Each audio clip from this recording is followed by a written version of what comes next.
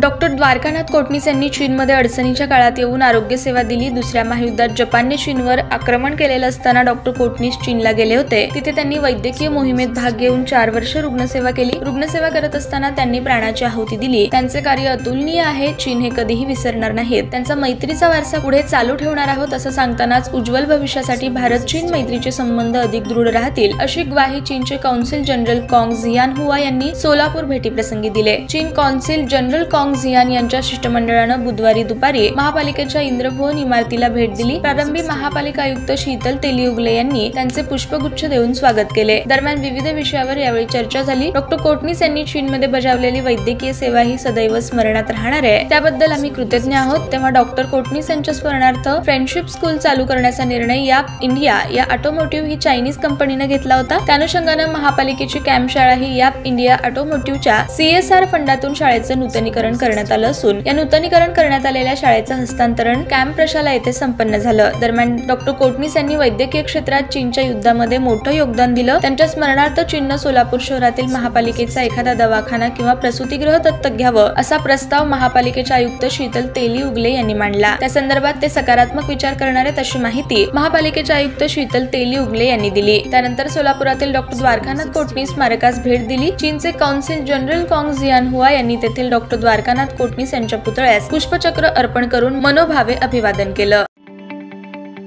ताज्या बातम्या पाहण्यासाठी प्राईम महाराष्ट्र न्यूज चॅनलला सबस्क्राईब करा।